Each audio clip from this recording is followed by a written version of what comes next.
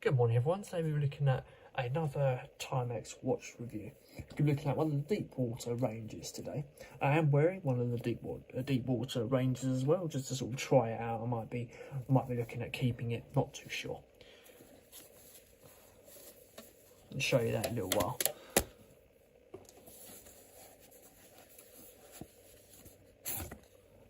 Timex box on offer is a very simple style box with a grey finish to it.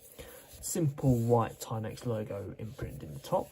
It's just a very simple design really. There's not a lot going on with it, just simple and functional. To one side.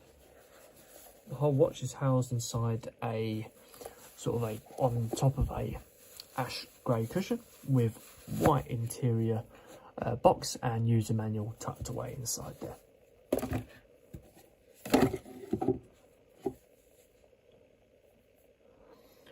So here we go guys, this is the Timex Deepwater Reef Pepsi edition. I'm wearing the Batman edition today just to sort of try it out, see how I feel with it. So it's got 41mm case diameter with a 13mm case thickness. Retails around about, I think it's £200. I think that's how much I bought it for. It's just that little bit more than the Batman edition. It's a little bit more expensive. From the manufacturer, it comes with a 2-year warranty and operates on a quartz movement guarantee and accuracy of plus or minus 20 seconds per month, and has a GMT movement to it as well, hence that little red hand there as well.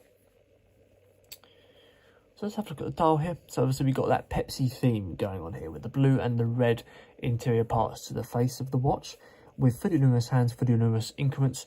Those they're made of super luminova, so they're really good luminous materials. The whole watch is 200m water resistance and housed in stainless steel casing, unlike the Batman edition, which is housed in titanium casing. Hence you can see from the two different colours, you might be able to see that there. Slightly different colour there. You also get a date dial at 3 PM with quite a lot of magnification going on there. You get anti-reflective sapphire glass across the top of the watch as well. Overall, I feel like the watch gives a good amount of depth with that indented Pepsi finish inside the face of the watch. I feel like it makes the dial and the watch a bit more enhanced, really. It makes it look like a proper diver's watch. I think that's quite nice in that way. Coming out to the bezel, you've got a unidirectional bezel based on the design of sort of the Submariner style finish, with how the numbers are looking and how it's laid out. It's a very nice, decent unidirection clicker that sits in place quite nicely. A nice strong movement to it. Coming out to the casing, you've got a nice brush finish on the casing as well. You've got a little hint of a corner here with a polish finish on it as well. It gives the watch extra depth, I think. Makes it stand out as well.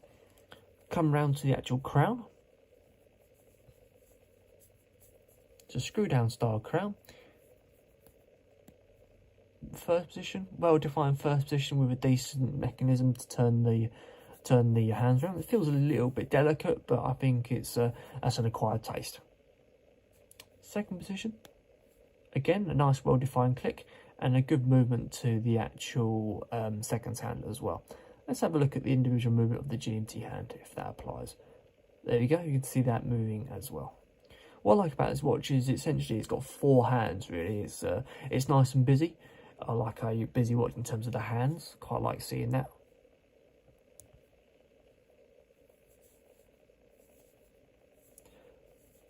It's a very easy crown to operate because it's nice and thick with the grips on the side in terms of the design. So coming down to the strap, you've got 22mm synthetic rubber strap with a sporty sort of feel to it, really, in a sort of jet black style colour. Lots of windows for the strap to sit in, and the strap has a bit more of a unique design where the actual strap feeds underneath the first part of the strap. It feeds underneath into your wrist. It was a bit of an odd experience when I first put the Batman one on. It just tucks in quite nicely rather than leaving the need for holders on the outside of the strap.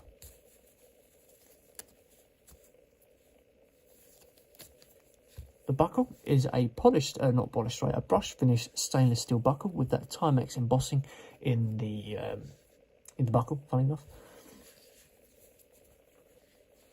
And that's the back of the strap. Got nice quick release options available, so you can quickly snap on and snap off different straps based on your tastes, what you want.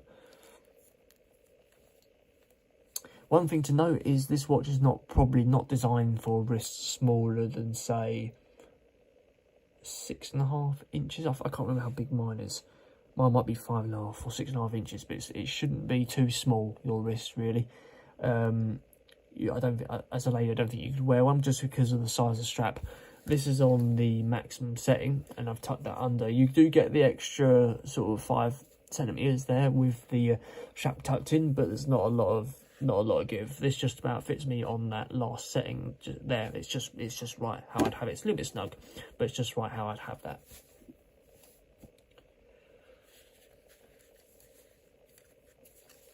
Lastly, you've got a screw down case back as well with that Timex Deepwater strap line in the middle of it.